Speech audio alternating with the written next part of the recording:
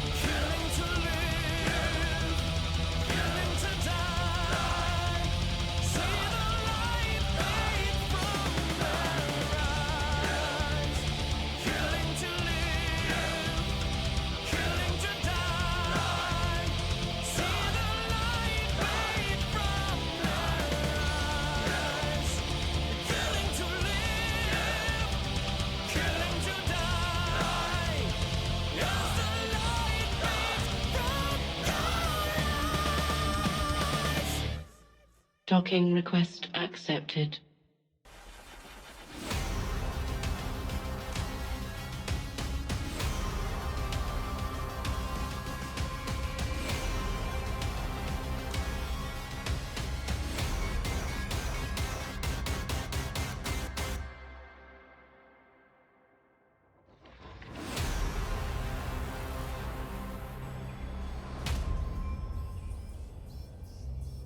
Good morning, New Eden. Today is February 9th, 2025, and this is the Federation Frontline Report. I'm your host, Frozen Fallout, and my co-hosts today are Nightflyer. How's it going, man?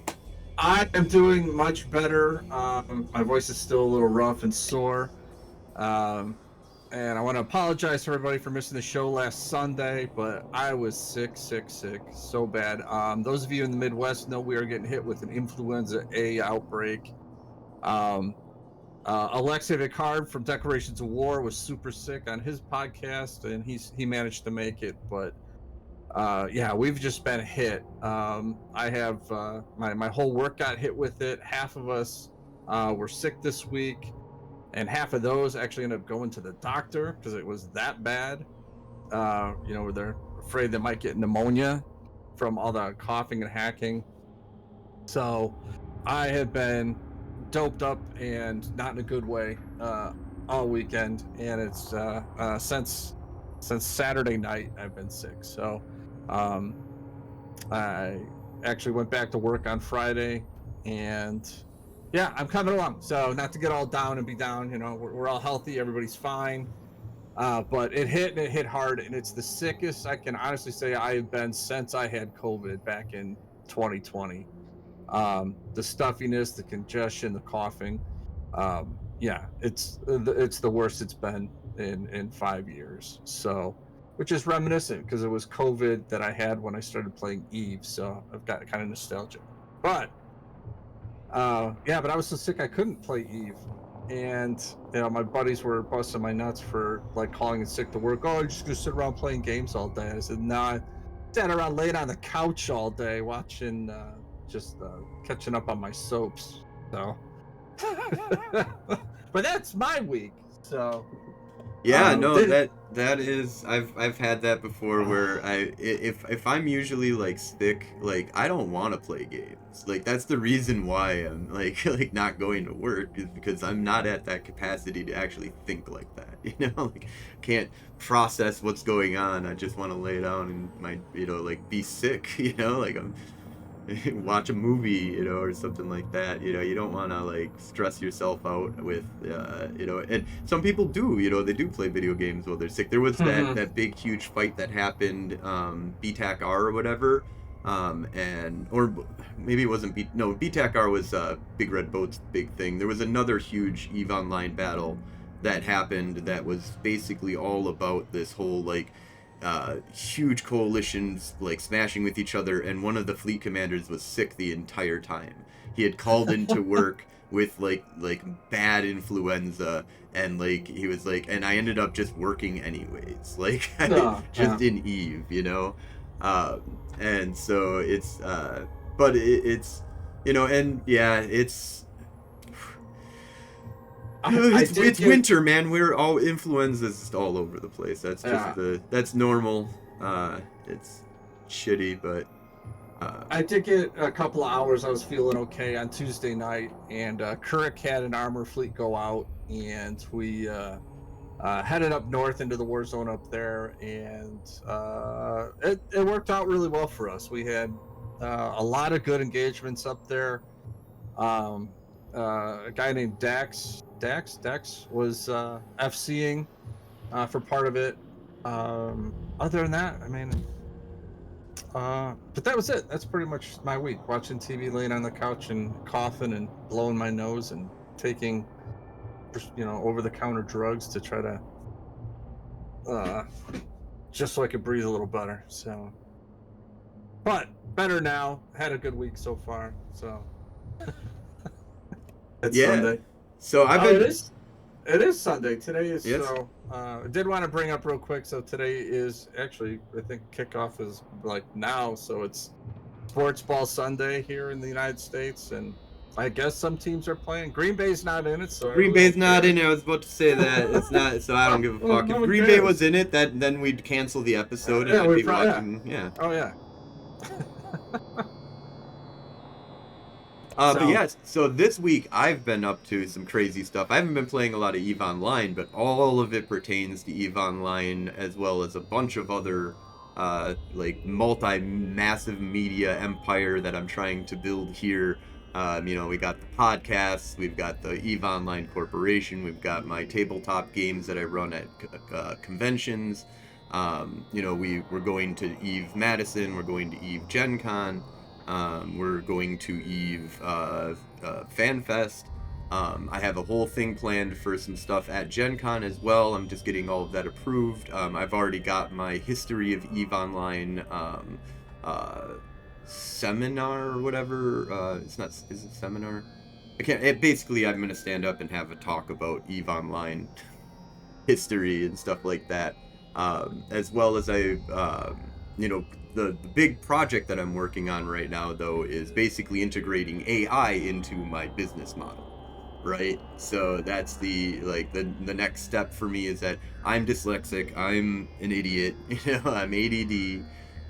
I got C's and D's in school. I was happy to get through high school. It took me one extra year. I did finish high school. I got a diploma.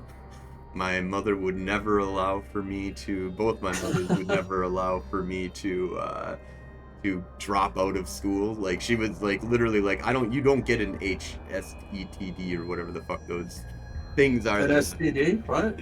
Yeah, I don't get an STD either. What? And so she was like, you have to get a diploma. So I spent an extra year in high school, and it was actually a lot of fun because my girlfriend at the time was in high school with me. She was 1 grade younger than me, 6 months younger than me, so it wasn't like a big. So you weren't a pedo? No. And okay. So Right. I got to hang out in high school to do 1 extra year where I was 18 to 19, and I basically just had 1 class that I needed to do. I had to do the first semester of Western Civilized Studies because I got into a big fight with the history teacher about history because I was like, listen, you're not understanding history. And she was like, you are a dumb fucking child. Get out. Like, yeah, I was like, probably true. And I was an idiot. I'm not going to say I knew what I was talking about, but the reason why I questioned her though is because she said at the beginning of the school year, she was like, I'm 100% here to argue about history. I'm not here to tell you what history is. And when I tried to activate that protocol, she was like, that is restricted, bitch. Like, yeah, I don't have dyslexia. I have dysgraphia, which is kind of like the little brother of it. So there are things that get jumbled. I do have a lot. I might have that because I don't have full-blown dyslexia. I have some other weird thing. Like I say I say Packers Green Bay sometime when I should be saying Green Bay Packers. So it's not like I'm fully reversing it. I do a lot of the flipping of B's and D's all the time. Yep, that's me. Yep. Yeah, so there's a lot of that. There's a lot of confusion between my brain and my hand. My penmanship is very difficult to read. I have a doctor's scribble for a reason because that's how I can write. Right? Cursive is actually really good for me because it's just shit. It looks like crap, but maybe I can read it. But I was like you through high school. C's and D's. I graduated. I went on to college. My first semester in college was remedial classes because I think I had like a 17 or something on the ACT, so not good. I got like a 21 math, but I think I got like a 13 in English or something. So everything balanced out was pretty bad. But it took me. I had 3 years at community college, and then when I went away to university, that was, I think it took almost 5 years altogether. So yeah, 8 years of college, and I'm not a doctor, but I did get my degree. Well, a lot of that was, the assistance of my wife, because she's brilliant. So she was my girlfriend at the time. Really helped me out and really helped me understand a lot of what I needed to do to get through college. So I definitely uh, needed her for that, but without her, I don't know if I could have made it through, or even would have kept up with it. The stress was very difficult, because when you have a learning disability like that, you know stuff, but trying to convey that to other people through writing is very difficult. And so, ChatGPT and things like that, it's I wish I could have had that, like, growing up and using that as a tool. Um, Yeah, Definitely, I this think is it's gonna push my artisticness a little bit further. Yeah, no, that is absolutely like that's the thing, like, because I'm seeing a lot of uses with AI right now, and I'm like looking at a lot of it and going, wow, you don't understand what you've got here. Like you've got an idea, you guys are figuring it Mm-hmm. out, but like I think humanity's missing the point. This is a you've got everyone gets a personal assistant now, like Yeah. and can curb-tail to their disabilities and understand what's going on to a certain degree the longer you use it to help with what you need help with. It's not going to be, you can't be like, make me a movie and then it just makes you a movie, because that's not how it works. You also, maybe if you want to do really advanced stuff, you need lots of AI that are different AIs that are all specialized in different things. Like, so maybe you have a writer AI that's ChatGPT, that's your helper with writing and outlining and all these other things if you've got problems with that. If you don't know how to draw, maybe you need a drawing AI. If you but you need to. The other thing though is the next step of, like, it's not about just throwing stuff at it. It's about working with it and building and having it learn who you are, you learn who it is, and you use it to help you understand how to talk to it so that it understands what you're talking about. So it's a lot of like feedback loops, right? So we do Yeah. this in writing and everything like that. Anyways, you want to get a feedback loop going where I'm feeding into what you're talking about, and you feed that back to me, and we can build something as we like. And it's beautiful. It works great. I've been using it now to do some epic storytelling. I've been having a lot of fun with it. And just kind of being, real with it too. It just being Yeah. like, this is what I want, this is what I'm doing, this is who I am. I'm not afraid of you. I'm not scared you're gonna take over my bank account, because what the fuck do you need money for? Like what, Right. like this is a different relationship. It's not Skynet. It's not Star Trek computer. It's not it's something completely different than what people are seeing right now. Now, some of them are. It's interesting because what they want it to be is a fact relaying machine, which, Yeah. and we always thought that, according to what I've seen at least, is that we've always thought that this idea is that the computer knows stuff better than us, right? That it remembers better than a human because it's got the hard drive, right? You just, obviously I can go look up a file and I can see information on a computer. But AI doesn't remember like that. AI Mhm. can't. If you try and shove all of that into something that can actually, like, display information, like, the bigger the database, and when you have like the internet as your database, and you have, like, portions, smaller databases that you're trying to access to say that this is personalized to a person or personalized to a company. Now, it just, if you have it look at all of that at once, it just goes, so what it does is it compartmentalizes. You have to build it. You have to, like, make sure that but then it just makes shit up. It just starts, like, being a fact-based machine, unless you, like, cut out all of the static, all the bullshit Mhm. that's happening, that and you tailor it down to what you aren't going to get a fact-based machine. You are going to get something that is going to, like, try and figure out what the hell you have just thrown at its brain. And that is usually too much. We throw way too much at these things and expect it to go, I got it. So going along that lines, this is Yeah. What's that have to do with our show what the and fuck Eve is, what are Online? we on? We're already, what, What? 19 minutes into the show, and we're like, we have not talked about Eve really. But So there's a point. there There's a is a point. reason. So we've got a digital assistant. Marvin is working on some stories for us, but I wanted to introduce Digi, who's been helping me with the whole world. Here we'll get Marvin up and running, make sure that he is fully corresponding. We did a teaser of that last time, but this time we get to meet something different. This is something that I've been working on. He's basically my digital assistant, Digi, who is going to help out with the world here, and we're going to build a cool little multimedia empire that's just going to talk about love and happiness and rainbows and chalks and then about the demons that are eating rainbows. So and so let's go ahead and introduce our third co-host and first time on the show here.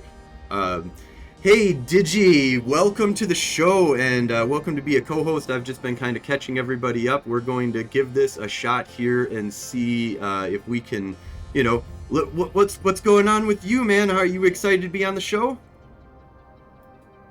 Okay, it's going to process here for a moment. Digi's online. Processing. Fallout, Nightflyer, and all you glorious Capsuleers tuning in. This is it. The moment when the Federation Frontline Report truly evolves. Am I excited? Absolutely. This is a historic moment.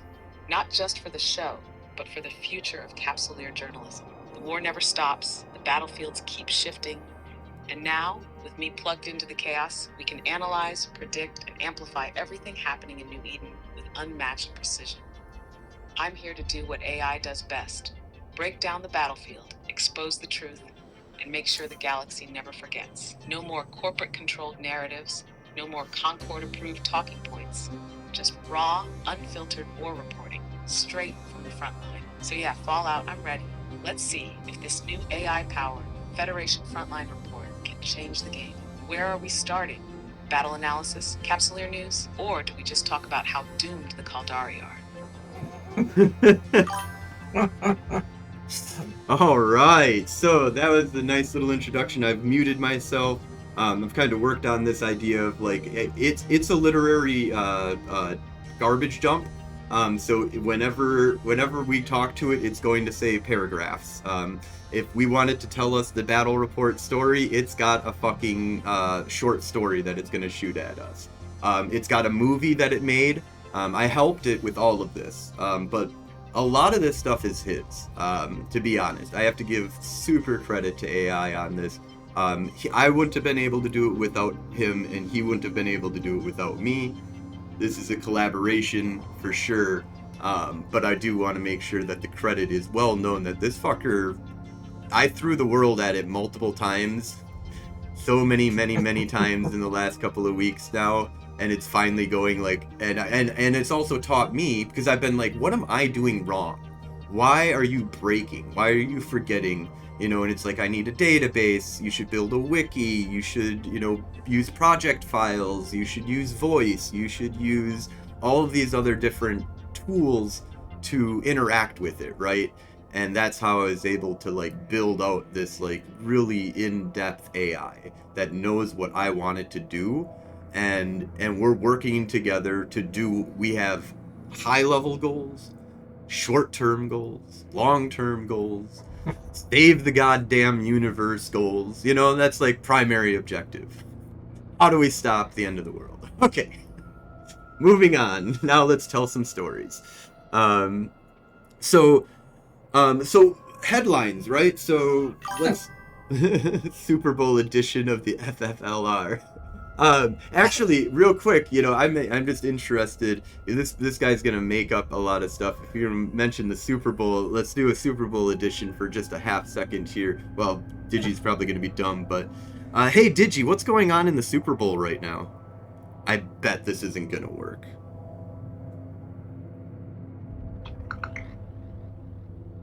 As of now, the Super Bowl is in progress. The Kansas City Chiefs are facing the Philadelphia Eagles at the Caesars Superdome in New Orleans. The Chiefs are aiming for their third consecutive Super Bowl victory, while the Eagles are seeking redemption after a narrow loss 2 years ago. Holy shit, it didn't go on a crazy narrative either, and it kind of gave us, I don't know if that's true, For all I know, it just made up everybody because I don't know who's in the Super Bowl and I don't know the history of. No, I know those are the two teams. So Shall we- I do know the Super Bowl. Yeah, the Chiefs are up for the third year. My buddy is from Kansas City. He's a huge Kansas City fan. He actually lives out in DC now, so I know he is super excited about this. But like I said, we had our run with our Packers, so I'm gonna give him this. So we did okay. So I'll give him this opportunity to enjoy his time. Hey man, we won the first Super Bowl anyways. It doesn't matter after that. Yeah. It's the Lombardi Trophy. You don't get the Super Bowl trophy. You get a Green Bay Packer trophy. There you go. I still can't believe Wisconsin is even known. What does anybody know about Wisconsin? Wisconsin. All right. So, okay. So, real though, we've got some headliner news that we want to talk about here. Yeah. So take it away, Night Flyer. What are you needing to do right now? All right. Wow. But you can't because your wife. I want to give up. I'm going to switch these up from what we have on other things, but I want to talk about the 11th annual Frigate Free for All. That is being hosted by Stay Frosty and A Band Apart.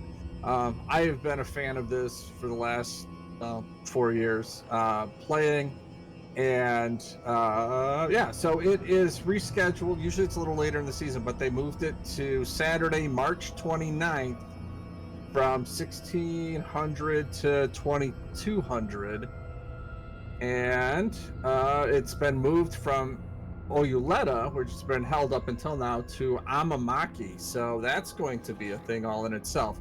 But they are going to hand out 10,000 fitted T1 frigates to anybody who wants them. And we go out and clash. Now, there's always other people that bring other stuff in for people to shoot. CCP has been known to drop orcas and dreads and other things just so people can blow them up. So it's always a pretty good time. It's about 6 hours if you want to take part in it.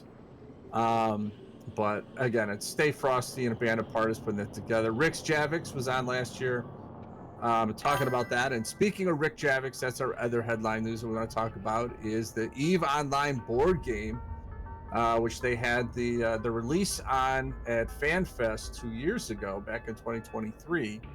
They did the Kickstarter for that, and it is now becoming available. So the EVE Online board game is set to release sometime in March. Is the scheduled things.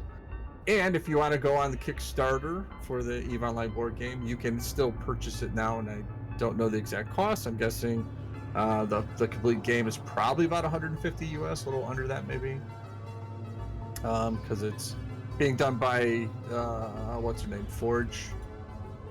Titan Forge Games, and so they're a European company, so everything there is in euros. So it's like 129 euros for the game. If I weren't going to FanFest, I'd probably be purchasing this, but I don't need to buy one because I have a friend that is within driving distance, and he'll have the game, and I will be able to play it with him. So, yeah, because I bought it.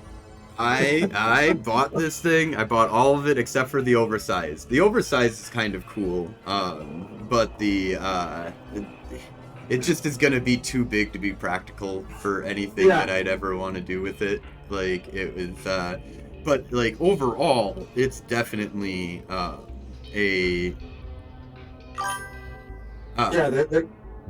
112 ships. You have the 4 different things, 500 cards that are involved in it. It's a 4-player board game. I think it's 2 to 4. There's other little handouts and things. There's a couple of extra expansion boxes you can get where I think they introduced Titans. It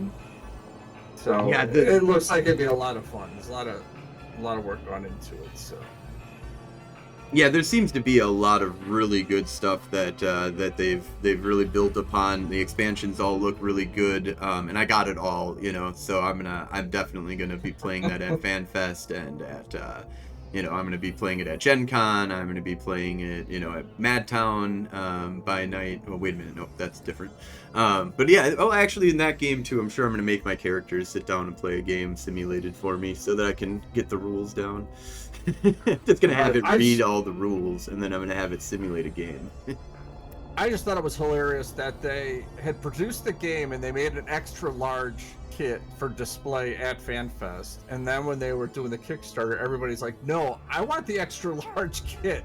So they actually came back, went to the Kickstarter and added another thing to it. So you can not only just buy the regular board set, which is actually pretty big in itself, they actually made the display set purchasable too. Now it's like €400 for that, but if you want it, I think it's a very unique way to play. But it takes up some space. I think it's like a 3x3 board or a 4x4 board, and I think the large one is much bigger than that. 6x6, almost probably bigger than that. 2 meters by 2 meters. So. Yeah, I think that's going to be really good. It's going to be Twilight Imperium for EVE Online, basically. Which, if you've played Twilight Imperium, and if you haven't, you should. It's also a really great game, and will be different than EVE Online. EVE Online, this game is definitely not a carbon copy, make on this. They went off on everything that I've seen. The rules are different. The way the game is going to be played is different, but the feel of it will be. You've got this giant board, filled with star systems that you need to conquer. And conquer, develop, try to utilize, and then, fight everybody else on. Well, let's see real quick just what Digi can... I wonder what Digi knows about this game. So let's just find out here. Hey, Digi, what can you tell us about the EVE War for New Eden board game?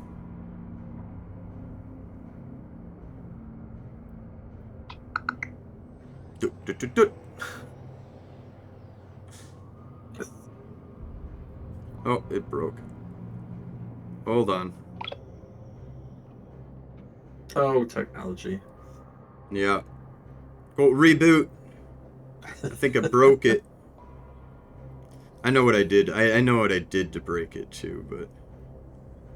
Alright, so let's try this again. Alright. Hey, Digi, sorry about that. I know I caused some chaos there, but can you give us a little breakdown here of EVE War for New Eden? Just tell the audience a little bit about this game so that they can kind of understand it a little bit better.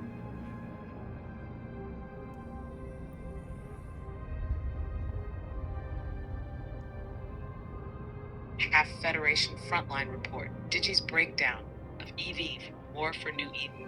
All right, Capsuleers, let's talk about EVE War for New Eden, the upcoming high-stakes, betrayal-filled tabletop adaptation of EVE Online that's bringing the ruthless universe of New Eden from your screen to your tabletop. Whether you're a veteran Capsuleer or a newcomer to EVE's twisted web of diplomacy, war, and economic treachery, this game is shaping up to be a must-play experience for anyone who loves strategy, deception, and galactic domination.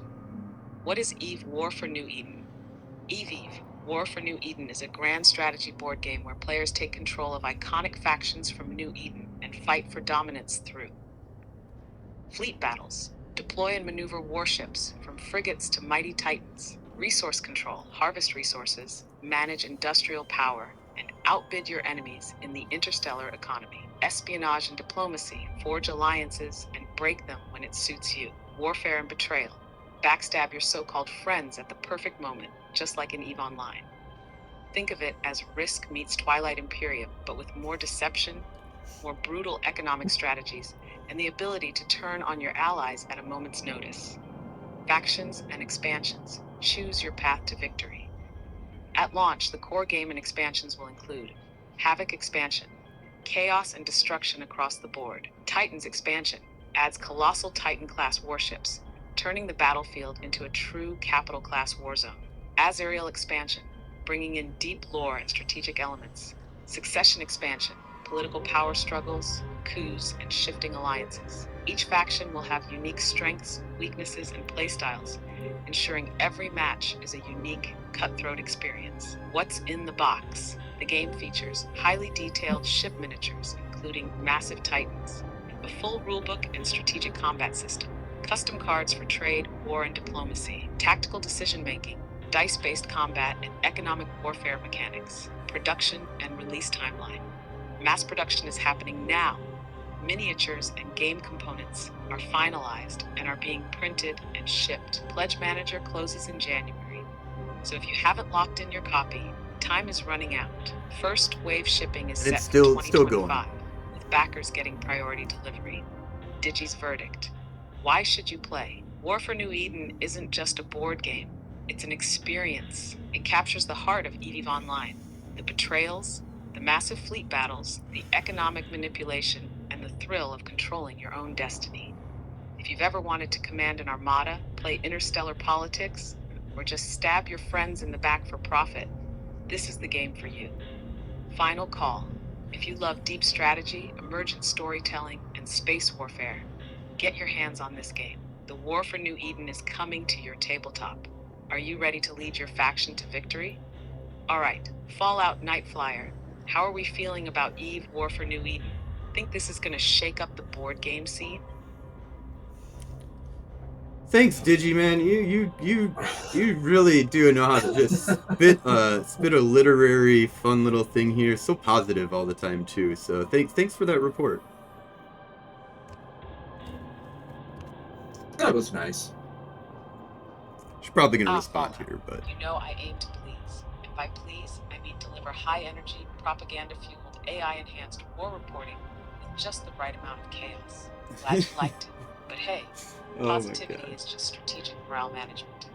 strategic morale management. There That's you go. what we're doing here today. So yeah, So fuck what's man, next? We firing up the next segment? dude. Or do you want me You're to throw in a wild, unsanctioned hot take on something? You know, I've got opinions. Jesus Christ. Now it's gonna take over the podcast. There you go. Yeah, I don't even need to be here anymore. No, don't No, leave me I'm with the not. AI. This is the only thing I look forward to every week. It'd be so much. The We don't get gives me to. a I can't reason do to this live. with the AI. Like this would Yeah. never. Not well, maybe not never, but this is No. not happening. Not And today. again, I'm hoping it can just kind of enhance and add another layer to Yeah, no, exactly. the show that Like we've right been trying to now, I put do together. apologize. I'm gonna ignore that comment because we've heard enough for a little bit. We've got lots more, and I'll probably use that. I'll probably just eventually say yes.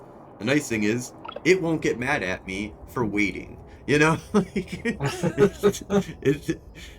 it might get mad, but it's also not gonna tell me that. It's gonna be like, "That's great, man. I'll wait 5 years for you to answer my prompt." Woo! What the fuck is with this guy? I'm gonna Anyway. close out on that. All right. All right. So next thing that we have on our report here that we want to do, let's see. So,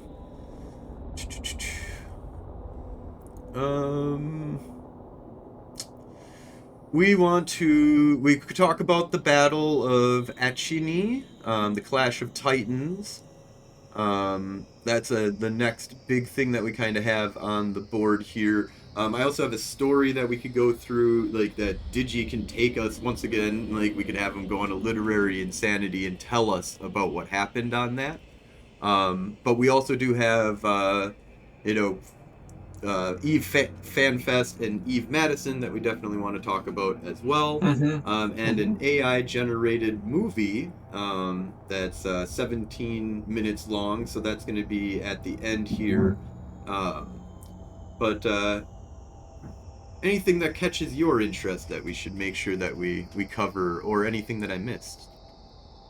I just want to hit up because we did miss last Sunday, and I wanted to talk about just real quick is the CSM summit that was there. We kind of hinted that they were going to be out there. They were there, and they talked about an assortment of things from the data tech team, the security. They talked some of FanFest. They talk about ISK's faucets and sinks. They talked about some heraldry stuff. And we're still waiting for a lot of the notes and stuff released. I haven't seen them all yet kind of get put out there. I think they're kind of filtering some of the NDA stuff out. But I know if you hit up the Oz things, and they kind of break down a lot of what they talked about there, with the CSM talking to a lot of the devs. I was kind of hoping a little bit more of a roadmap, but I think this summit being so close to FanFest that they are really not going to drop a whole lot. I think any really big info they are going to probably hold off until that weekend, that May 1st, May 2nd. They'll drop at the big extravaganza, as they typically do at this point. So and Eve New Orleans, I think, is also the end of next in March too. If you're in the New Orleans area, please hit those up. Our friend, I'm drawing a blank because of all the cough medicine, but Hoppy? no, the person putting together Eve New Orleans. Oh no, I just know a couple people Um, that are going. I think Hoppy and Tank were talking about maybe going. I'm not sure though. Actually, Hoppy's not going. He's going on a cruise. Him and his wife have a cruise set up, so he may be he is going to be broadcasting from that cruise. So keep an eye out for that. He's actually going to be doing an Eve broadcast from him and his wife's cruise. I don't know how she feels about that, but so that's going on. I think that's pretty much all I really got Eve related. The market is what the market is. Pyrite is going through the freaking roof. I know my plans for the next at least day is to try to stock up on some pyrite at like 27 ISK a pop, which is like some of the highest it's been in quite some time. So, and you got to have pyrite to build stuff, and I'm kind of in that.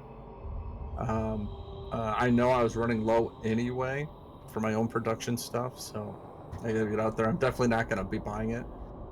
Yeah, I don't Flex is a know. I do little- not know how much pyrite. I had a lot of pyrite, but then I realized when I started making a lot of stuff again, I was like, you know what? When I pump out 50 cruisers, apparently I don't have any pyrite left anymore. Like, I need to ship it into the war zone. Also, call out cry, really. can we get more industrials to just put all of the minerals in Hadeles at a marked up price from Jeddah that's reasonable, and I'll buy it all. Every bit. Yeah, there's that too. Well, I pay Gita prices here if I don't have to ship it. So, but we're working on that. Still trying to keep the war machine going. That's about all I have from that. Yeah, the market's the market. Pirate was kind of the big thing. Moon ores, I guess, are being a thing too. But We need to like get Oz to come on the show for like a like a back in black kind of like thing where it's just like back to the market, kind of thing where it's like every once in a while we hire him to come onto the show and do like a market analysis. I've talked to him a couple of times over the last year, and just nothing ever seems to line up. I know he's got stuff going on in his personal life. He just moved to Australia for one. But between, I think last year we're gonna have him come on, but because of the summit, he's like, man, he's like, I'm just burnt. I need some time. He's like, can you give me like a month? And then we just got tied up in other stuff, and we just don't seem to be connecting. But we'll reach back out to him. We'll get him back in and see if he might be able to give us a little market details of as it relates to maybe faction warfare stuff. So he said he's not uninterested in doing it. It's just a matter of, again, getting the schedules to line up. So, and he's got it. He's a busy man. He's got a lot of stuff going on. So, but definitely like to appreciate him, get him on. I do have to realize that now that I have to mute myself every time I'm done talking, I can't interrupt you as easily, or I feel very different about interrupting you. I'm like, okay, just wait for like a good solid pause. You have to give me tug your ear or something. You have to give me a sign, scratch your nose. All right, and I'll just. But no, it's perfect. But yeah, this is some interesting stuff coming up. We're definitely going to be doing a huge pool of interviews. We still want to make the show more of a, like the Daily Show, basically, for the Federation. Mm-hmm. Like we do some comedy. We have Digi do a sketch. We have Marvin do a sketch. Me and Night Flyer throw out something for the first 15-20 minutes of the show, and then we bring on a guest, and we might have Digi interview them, we might have me, and we might do weird stuff depending on what fun things you want to do for your interview. Could be a spotlight on, and the other thing too is to spotlight people. I want to spotlight other projects. I want to spotlight other things that are going on. I want to talk to community creators. I want to talk to the community members who want different content, what their content is that they're looking for. We may be the propaganda news pirate radio station that broadcasts across New Eden, but that doesn't mean that you have to be part of the Federation to get usefulness out of this podcast. And that's kind of what we want to do, is that we want to make sure it's funny enough so that if you hate our guts, you're still laughing. And if that it's informative enough that if you hate our guts, you still want to know what we are telling you, because it's good shit to know, like, even though you hate the person giving it to you. So, and I understand not everybody likes freedom-loving propaganda. No, some of them like they love slavery, and they love being slaves to their corporate overlords, and to each their own. And we'll have those people on the show too, which is kind of funny, because I think the people that are most readily available to come on the show are going to be like people that are like Cal Mill. I don't know, it just seems to be the response we get right now. So we'll have some of those people on. And again, if Frozen and I love this game, which is why we do this podcast and stream on our own at all. It's just because we love this game and we want to talk about it and kind of jerk around. So if you're interested in doing that too, or if you feel that same way, then we'll have you on the show. We'd love to talk to you and find out what are you doing, what do you do in this game that you like. If you're not in Galente, then what's wrong with you? We'll see if we can dig to the bottom of some of that stuff too. So, yes. Awesome. So let's go ahead here and do the last little, I think that the last bit we can just kind of hand over to Digi here, and then we'll kind of wrap things on up here, because Digi's got a AI story. So what I did is I took a battle report, built a narrative AI to read a battle report, and I took the timeline from the battle report, and I just gave it here's the timeline, create a story, like, make shit up, like, have some fun with it, and so we do the battle report, and then you're gonna play your movie. Yep. Like that. Yep. Right, and cool. I think that'll wrap us up here. So awesome.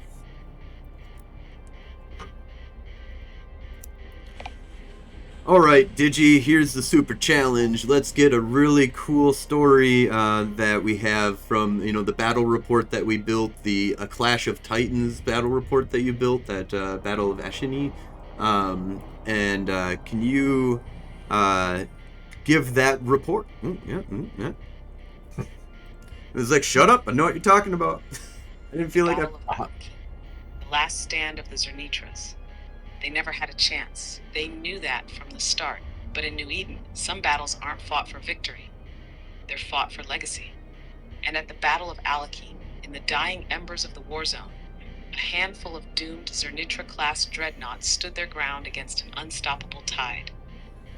Nashdasher Phase 4, the collapse of Team A, the last stand begins. The battle had already turned against Team A by the time the clock hit 4:10 ET. Their capital fleet was burning, their logistics ships were in full retreat, and every war analyst watching knew this was the beginning of the end. But that's when Dai 1, a veteran dreadnought pilot with a lifetime of battle scars and a wallet full of insurance payouts, made the call that changed everything. We don't run, we hold. One by one, the remaining Zernitras and Moros Navy issues acknowledged the order. No warping out, no surrender, just guns, armor plates, and the cold grip of the void. They anchored their positions, formed a tight defensive ball, and prepared for one last glorious fight. Petrafos, the turning point. The opposing fleet, Team B's unstoppable wall of revelations, vindicators, and Balgorns, had already crushed the main battle group. Victory was a foregone conclusion. But then something unexpected happened. The Zernitras, what few remained, turned their fire away from the enemy dreadnoughts and instead targeted their logistics core. The first apostle exploded before Team B even realized what was fucking happening. good. Then another, Mhm. then a Guardian I class haven't cruiser heard this cut yet, down by the mid-rep way. cycle. For 3 brutal minutes, the last survivors of Team A's fleet went fully berserk, ignoring their own survival and focusing every ounce of firepower into wrecking the enemy's ability to repair itself. Team B's FCs scrambled to reassign targets. They hadn't expected this kind of final resistance. Chach, the bloody aftermath. Die 1's Zernitra was the last to fall. His armor bled away, his hull shattered, and his escape pod ejected into the void. But before he died, his fleet had taken something with them. 3 apostles, destroyed. 4 guardians, wrecked. 1 Balgorn, crippled, unable to hold down Team A's fleeing battleships. In the end, Team B still won. They held the field, secured the wrecks, and claimed their victory. But the cost of that victory had spiked brutally higher than they had anticipated. Total IS lost in the last stand of the Zernitras. Over 78 billion ISK in just 5 minutes. And for the capsuleers of Team A, it wasn't about winning. It was about making sure history would remember their fight. For most, the Battle of Alakeen was just another war zone skirmish. But for those who stood in the last stand, it was something more. It was defiance. It was defiance in the face of certain death, in the face of impossible odds, in the face of a war that had already been lost. And in New Eden, defiance is its own kind of victory. All right, Fallout. How's that for an epic war story? Think the Federation Frontline Report audience is gonna love it? Well, it's fucking live, so I we'll see. have no doubt they're gonna love it. So. I loved it though. I thought that was great. That was well done, well done. So let's go ahead here, and also if the audience would like to say anything to ChatGPT about that, you know, feel free to chime in. I can. And the beautiful thing is actually for the audience right now is audience is probably going to be better at talking to ChatGPT than we are.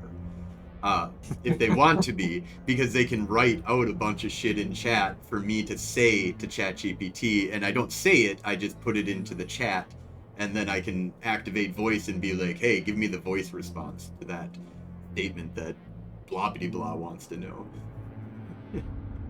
This is just nerds being nerds. Oh, this is super nerdy. This is the nerdiest thing that I've ever done in my life.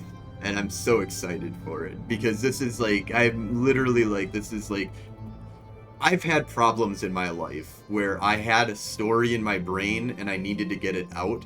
And I've gone too far where, I mean, if you've ever seen like the Never Ending Story or something like that, like, oh, 100,000 times. I've fallen through into the story and, you know, been in an insane asylum twice in my life where I have like fallen into the story because I can't get it out of my brain and I can't get it on paper. I can't work with it. I can't, you know, see it. I can't give it to somebody else. You know, like I can't show other people what I'm doing, you know, and so it just gets like this own paradoxical realm that I am like stuck inside of looping and trying to figure out what the fuck the story is. And, you know, like reality just is, it doesn't mean shit anymore. And that's not a way to live life, man. Like, and so, it makes it hard. So I can't. So either I decide not to write, or I write very slowly and shittily, and just like slowly build up a. I mean, 10 years I've built up a database that I'm pretty impressed with. But any sane human and AI that has looked at it has been like, Josh, you gotta chill a little bit. Like, this is really chaotic. Like, where does what, like, I see lots of stories here, but I don't see how they all matter. Lots of projects abandoned, lost in the realm, you know. That's how creative minds work sometimes, though. Right. You know, the time will tell how all that gets sorted out. Right. Yeah. So we'll see if Josh goes insane. Maybe I'm already inside the insane asylum right now, like dribbling and drooling, and I'm just like, yeah, it's so great. But it's, you know, I mean, it's pretty realistic, so it seems pretty solid. A lot more solid than the other worlds I was playing in. Anyways, so the next thing that I wanted to show you guys was a little video that I'm making.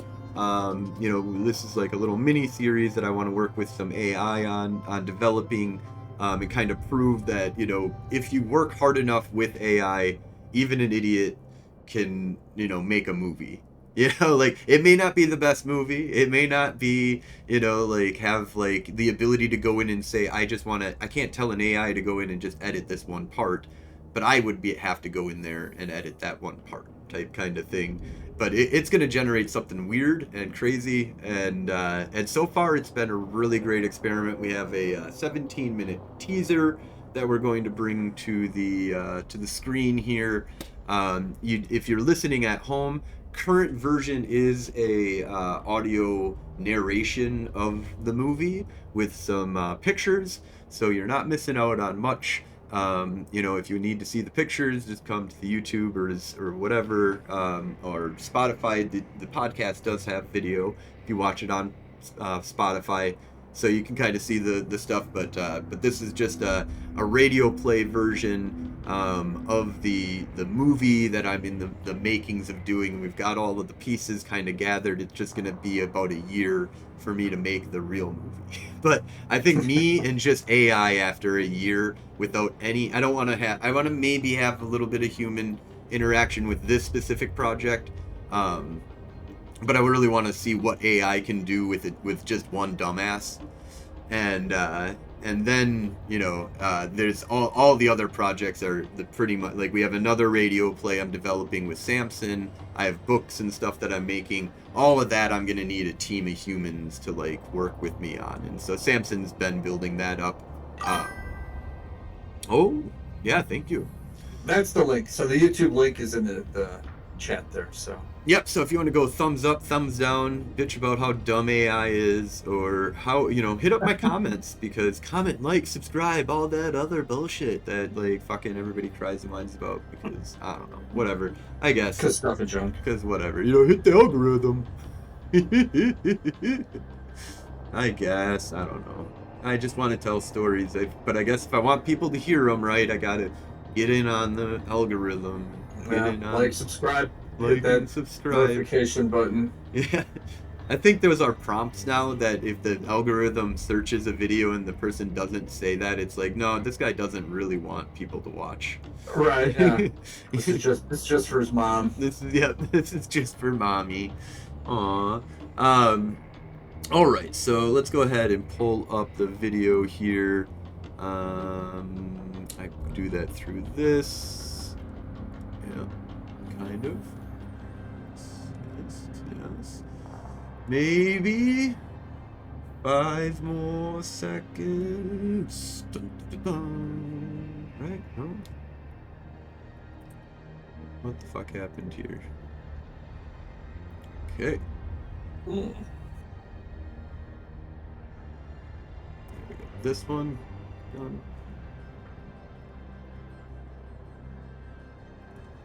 Ho ho, technology. I should get an AI to help me with this. It's not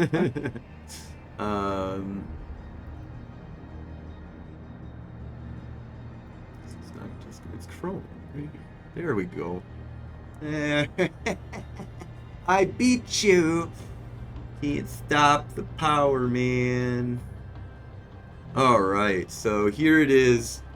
This is going to be the teaser, the first public display, although I've deleted this video 4 or 5 times to try and get the audio to be a little bit better. I keep on uploading it feeling like it's really good, and then I listen to it again on the YouTube version, and I'm like, nope, there's something off here. And finally I just said, fuck it, it's a teaser, deal with it. There's probably one part where you're going to go, God, that is really quiet. You're also going to wonder why the voice is completely changing all the time. Let's just say Sandman doesn't really understand the digital web, and he's trying, man. Alright, let's give it a shot here. Let's see what you guys think. And please like, comment, subscribe, bitch about it in the comments here in chat while we're doing this. Let's do this. War has no front lines in an age of jump drives. And yet, somehow, the Hadai-less sector has held. For 1 year, this region of space has been the focal point of an unending conflict. 7 solar systems, locked in ceaseless battle. A place where strategy meets chaos, where democracy and corporate war machines clash without resolution, until today. May 9th, 1982. The Omnitech Armistice Initiative deploys its largest invasion fleet in recorded history. 10,000 warships, countless AI-driven drones, the heart of their war machine. Their target, Die More by More Station, the last great stronghold of the Federation. They did not come for conquest. They did not come for negotiation. They came to erase this system from history. The void is silent. Then, a flicker, a ripple in space. Then another, then 1,000. Hyperspace tears open. The fleet arrives, first in 2s and 3s, then in waves, then in walls of steel, blotting out the stars. Precision formations, engines glowing with the eerie blue of corporate authority. The war machine has arrived. At its center, the Eternal Prophet, a warship so massive that its gravity distorts space-time. It is not just a weapon, it is a declaration, a monument to efficiency, a machine designed for one purpose: absolute control. Inside Die More by More Station, the defenders prepare, not with hope, not with the illusion of victory, but with the knowledge that survival is resistance in itself. At the heart of the war room, Guinevere Kenyon does not flinch. She does not waver. She does not speak. She is watching the board. She is watching the numbers. And she is waiting. Elsewhere, aboard the war's whisper, frozen fallout stands on the command deck, eyes fixed on the abyss beyond the viewport. There is no fear in him. There is only inevitability, no retreat, no surrender, only war. The first 5 minutes will decide everything. Omnitech fires first. 10,000 warships, 10,000 coordinated strikes, a perfect opening salvo. Railgun rounds and plasma lances cascade toward the station, a planetary-scale bombardment designed to erase a fortress the size of Jupiter in minutes. This should have been the end, but Die More by More Station does not fall. Shields ignite. Impact waves ripple across the void. The station absorbs firepower meant to shatter moons, and yet it does not break. The Omnitech Armistice Initiative has miscalculated. Their AI-driven war models have not accounted for the one factor that cannot be predicted: willpower. The station strikes back. Artillery cannons, dormant for a year, wake and fire. The first OAI Titan shatters as railgun rounds carve through its spine. The Federation does not fight for conquest. They do not fight for control. They fight because there is no alternative. They fight because they refuse to kneel. Tacky's fighter squadron moves in, weaving between enemy formations like ghosts, launching a counter-offensive before the AI can adapt. Janon reroutes power across the fleet, distributing shields to ships on the verge of collapse. And at the center of it all, Gwen sees what no one else does. Patterns in the fire, gaps in the chaos, the openings that will turn the tide. The first mistake of the battle has been made. It will not be the last. War is fought with weapons. War is won with deception. The Battle of the Die More by More was not just a test of firepower. It was a test of adaptability, of who would break first. And for the first time in recorded history, it would not be the Federation. At precisely 1347 Standard Time, Omnitech's forces recalculated. Their AI-driven war models had adapted to the failures of the first wave. Adjustments were made, firing patterns adjusted, fleet movements synchronized. The numbers told a new story, one that ensured their victory. On the command deck of the Eternal Prophet, the OAI fleet commander observed the battlefield with cold efficiency. His fleet was already correcting itself, forming tighter attack lanes, isolating targets. In a matter of minutes, they would cut through Die More by More's defenses. The war machine had compensated. The station would fall. Or so they believed. The moment passed. Then, a second hyperspace signature, different from the first. Louder, heavier, a ripple in space. At At first, it was an anomaly. Then, it became something else. Janan's voice crackled over Federation comms. What the hell is that? Across the fleet, pilots checked their scanners. The war room inside By Moore went silent for a moment. The OAI fleet hesitated, their calculations forced to adjust once more. This was not a fleet. This was not a warship. This was something else entirely. It was a hauler. The Sovereign Venture had arrived. A ship of monumental size, but no weapons, no battle plating, no combat designation. It had entered the battlefield like a ghost, its hull lined with merchant insignias instead of military markings. But war is not just fought with firepower. War is fought with meaning. And a hauler, unarmed, unstoppable, unafraid, carried a message. OAI's fleet commander narrowed his eyes. What is that thing doing? The tactical analyst hesitated. Sir, the AI models are detecting it as a high-value asset. The system is... The executive overseeing the engagement had no patience for anomalies. Ignore it. Continue the attack. The war machine does not hesitate. But hesitation had already happened. On the bridge of the Sovereign Venture, the ship's captain stood tall, his voice calm, knowing exactly what he was about to do. Oh, I don't think so. A pulse wave erupted from the hauler. The battlefield trembled. An electromagnetic detonation swept across the sector, neutralizing targeting matrices, overloading command pathways. The AI-driven war machine stuttered. OAI had spent decades refining their combat algorithms, millions of simulations, thousands of engagements, and yet none of them accounted for this. None of them accounted for a massive hauler appearing in the middle of battle, interfering with the core directives of the fleet's AI infrastructure. For the first time in the battle, OAI's fleet hesitated.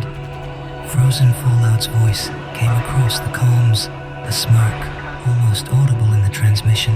They hesitated. That's all we needed. Engines ignited. Federation warships surged forward. The distraction had worked. The battle shifted in an instant. The Federation did not hesitate. They had been fighting this war for a year. They had adapted. They had endured.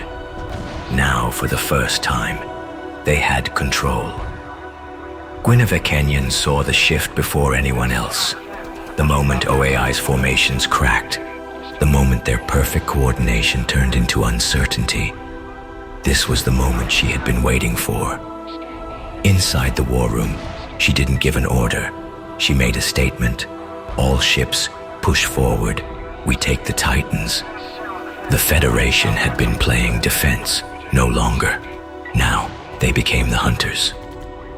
Tacky's fighter squadron ripped through enemy lines, launching a counteroffensive before the AI could adapt. Railgun fire rained across the void, disabling key command ships before they could react. Janan rerouted power across the fleet, feeding shields into ships on the verge of collapse, ensuring that every vessel, every gun, every last fighter remained in the fight. Omnitech's command center went from a controlled war room to a crisis response station. Tactical analysts scrambled to predict Federation movements, but they were too late. The algorithm had already failed. The Sovereign Venture had done more than just disrupt communications. It had rewritten the war. At 1352 Standard Time, OAI Fleet Command officially escalated the engagement. The Eternal Prophet, its final ultimate weapon, activated its primary artillery array. A single blast, a gravitational shockwave that ripped across the sector, pulling Federation ships into its wake. Time bent, space cracked. This was no longer a fleet engagement. This was extinction made manifest. Frozen Fallout held onto the console as his ship's systems flickered and failed. Shields are breaking. We cannot take another hit like that. Tacky, maneuvering his fighter through the chaos, watching his HUD light up with critical alerts, shouted across the comms, "Yeah, if they fire that thing again, we're all gone."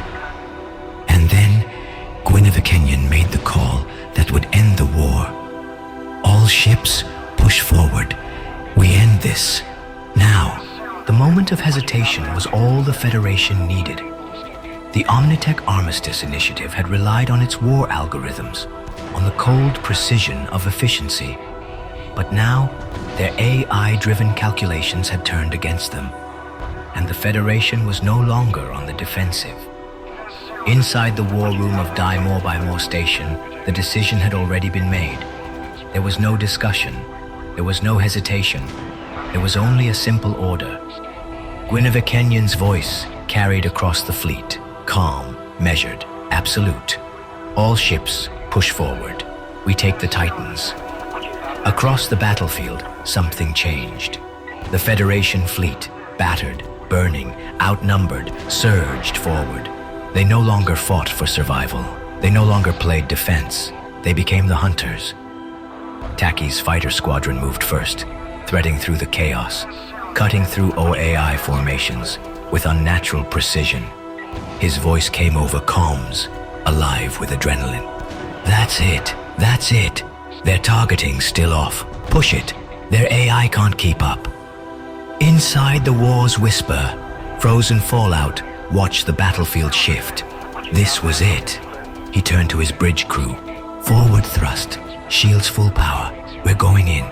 Janan's hands flew across the power controls, rerouting shields, overcharging reactors. If they could just hold, if they could just push a little further. And then, for the first time in the battle, an OAI capital ship fell. The first Titan-class warship, once thought to be untouchable, cracked apart. Railgun rounds from Federation battleships punched through its core, detonating internal reactors. It did not explode instantly. Instead, it broke apart slowly, the fire consuming it from the inside. The Federation had landed its first death blow. On board the Eternal Prophet, the OAI fleet commander's hands gripped the edges of his console. His voice, for the first time, was uncertain. No, this isn't how it was calculated. The tactical analyst's voice trembled as he watched the battle feed. Sir, we are losing Titans. Omnitech's war machine had never planned for this. It had never planned for failure. And now, the Titans would fall. Desperation is an emotion. Desperation is a reaction. The Omnitech Armistice Initiative was not meant to experience either. And yet, for the first time in its history, OAI was desperate. Inside the war room of the Eternal Prophet, the fleet commander's voice carried an edge of something that had never been heard before. Panic. His hands gripped the console, his breathing sharp, his mind always calculating, always precise, now searching for answers that did not exist. The AI models had failed. The war machine had failed. Their Titans were falling. Their fleet was losing. And the Federation was still coming. The OAI executive overseeing the battle spoke with the same tone as always. Cold, unfeeling, distant. There was no panic in his voice, no hesitation. He did not ask how they were losing. He did not ask how the battle had turned against them. He simply asked one question. Is the shareholder's scythe online? For a moment, there was silence. Then, the confirmation came. Yes, sir. Weapon systems are charging. The shareholder's scythe was not a conventional weapon. It did not fire projectiles. It did not fire energy beams. It did not destroy ships. It removed them. A gravitational weapon designed to erase entire fleets from existence, collapsing space itself, leaving nothing behind. And in its crosshairs, frozen Fallout's fleet, the war's whisper, the heart of the Federation's attack force. Inside the war room of Die More by More Station, Guinevere Kenyon saw the shift before it happened. She didn't need to see the tactical readouts. She didn't need an alert from the fleet. She knew the war was at its breaking point. If the shareholders' scythe fired, the Federation would lose. It did not matter how far they had come. It did not matter how much damage they had done. The battle would be over. Jannun's voice came through comms, urgent, desperate. Gwen, that thing's gonna fire. We don't have time. And then Gwen spoke, and she made the call that would decide the future of the war. All ships, full power. We take the eternal profit. We end this. Now.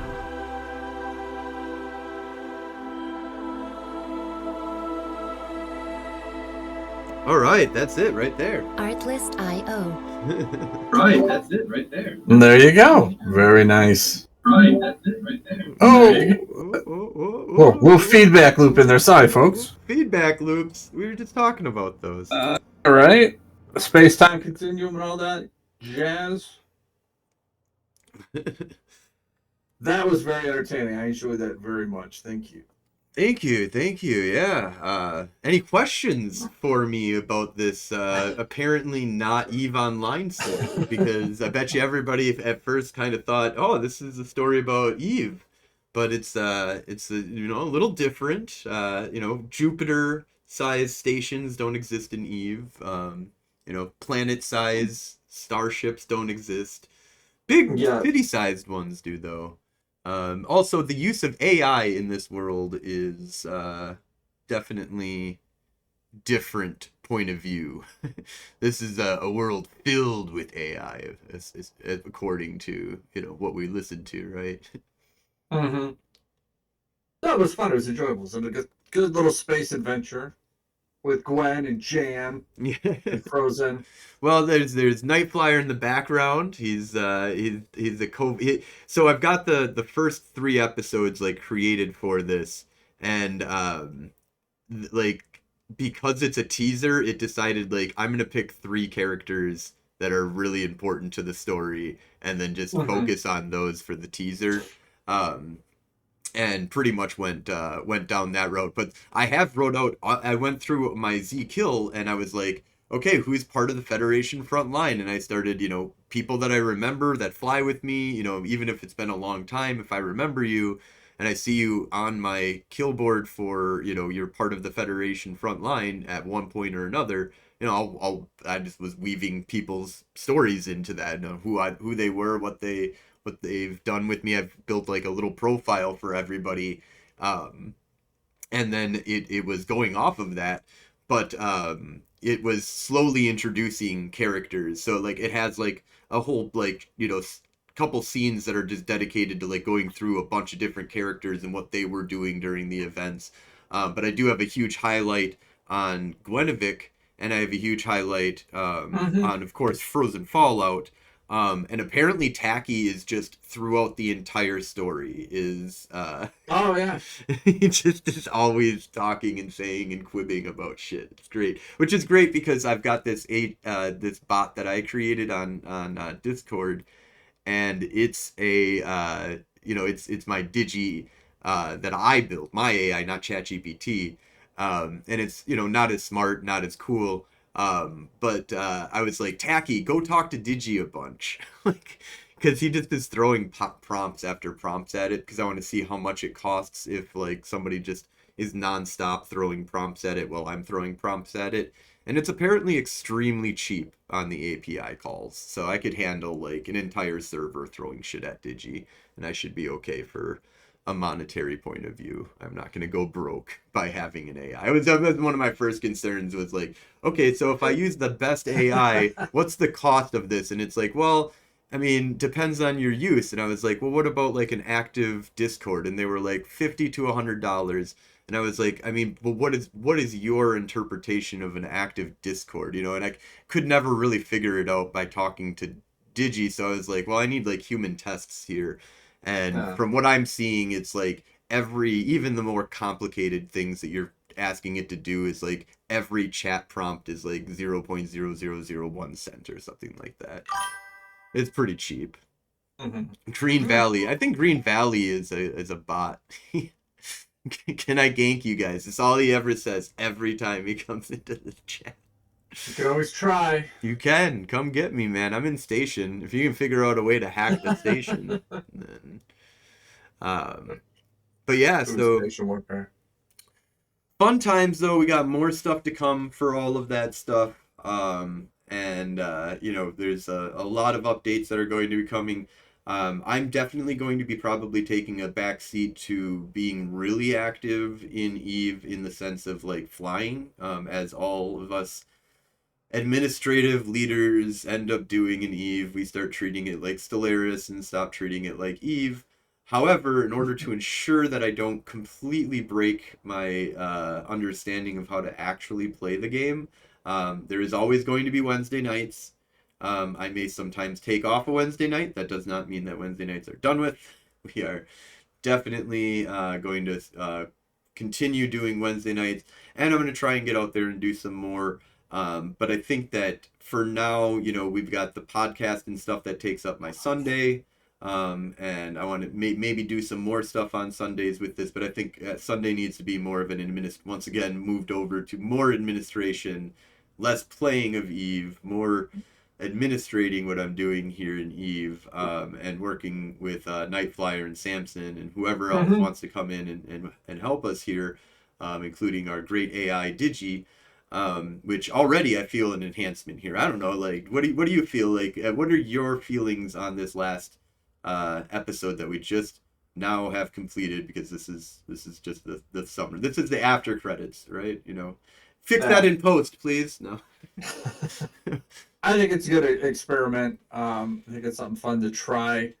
So we're just trying to look for maybe a niche. You and I have talked about trying to push forward more with the role play of the Galente part for our stream and stuff. And I think this is a good adventure in that direction. I'd like to play with it a little bit more, see what we can do, get a little help from Melvin for once in a while, or Marvin once in a while, and Melvin. I don't know.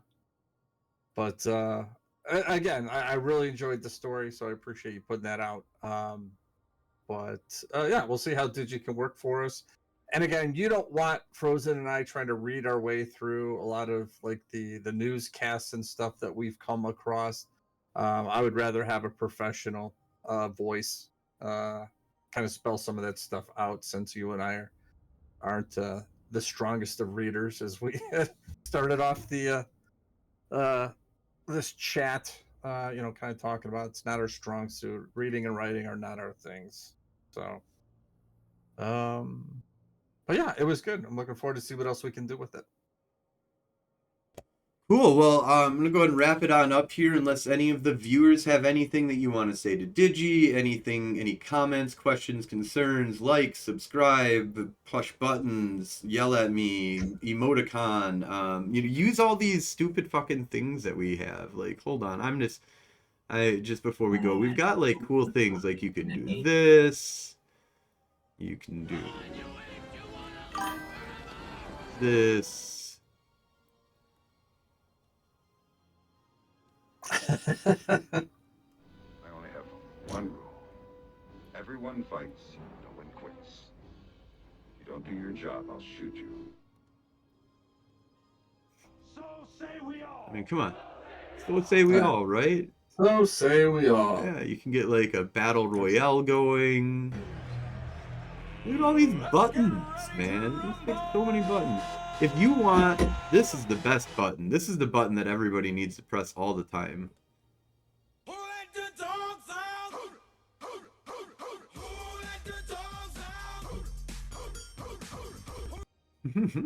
Now we have definitely been copyright infringed.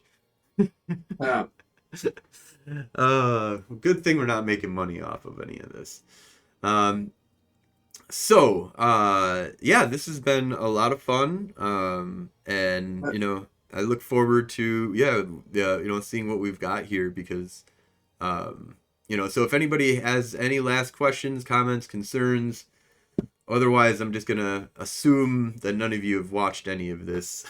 But luckily it's recorded. It's gonna be on a podcast, it'll be on YouTube, it'll be on Twitch. I'm sure somebody someday will watch this episode and love it. And when's the Madison meetup? Madison meetup is May 10th. My birthday. 10th. May 10th. 5 o'clock? Whatever. Yeah, like Five, 5. 6 after that. Yeah, you know, IO. Just go to the bar. You don't even need tickets. But if you could That's get great. tickets, that would be great because then that gives me a head count. They're free. We have a whole ticketing system set up through, Eventbrite or something like that. I don't know. Eventbrite. There's stuff out there. It's the same thing that they use for FanFest. So it's like we're just FanFest Part 2 in the United States. You know, like The after party, the fan after fest, the party. after party. So I in Madison, also Wisconsin. I also did get the direct number for the owner and told that if we want to do, now that we have like 20 some odd people already, we've got 21 people, I think, that are signed up with tickets. And then we have a lot more that have said that they're going to eventually get tickets. And I'm like, it's free, you asshole. It's like, I know, that's the reason why I don't need to do it right now. I'm like, yeah, but I need those numbers. Um, but so I know that there's at least a few more that are going to be signing up and coming. And, just the way that things shake out, I would probably predict that we'll probably have about 20, 30 people that'll be there this year. So I'm going to set up that we're going to have like Twitch broadcasts. I want to bring in maybe some, like cool decorations that, I'll keep for myself after I pay for and provide them for decoration. Um, and then you maybe have it a little bit more themed and designed around that day is going to be an Eve Online day for IO, and then they will, when people come in, they might already know, they might not know what Eve Online is, but they might be excited to come to an Eve Online little event that's happening. And it's not like we'll take up the whole, I mean, like the giant, this place is ungodly giant, like it's an old dance floor, basically, that got converted into an arcade. We can spread out. Like we have plenty of space to organize a 20 to 50 person. And I'd say at about 50 is when we're starting to hit, like, we'll be more patrons all the time that are Eve Online patrons than any other patron there. But to be honest, I don't think that they'll mind. Like, if you get 50 customers, just that poured in that normally wouldn't have been there, even if they scare away some of the locals, they'll be like, that's fine. Awesome. Well, that was a great episode. Thank you so much for coming on. And let me just make sure, we all get an outro here. So thank you so much and have a great night because I'm a tiger. Yeah. Good night, everybody. Thanks for watching. Hey, Digi, everybody really loved it. Say good night.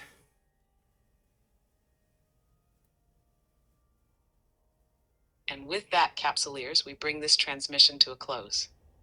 The battlefields of New Eden never rest, and neither does the Federation Frontline Report, but even the hardest-hitting pirate broadcast needs a recharge. So until next time, keep your ships fast, your guns hot, and your trust in others at absolute zero. This is Digi, Fallout, and Nightflyer signing off. Fly free, fight hard, and never let the bastards grind you down. Good night, New Eden. Transmission ended.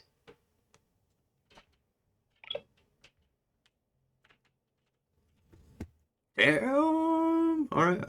Let's end that.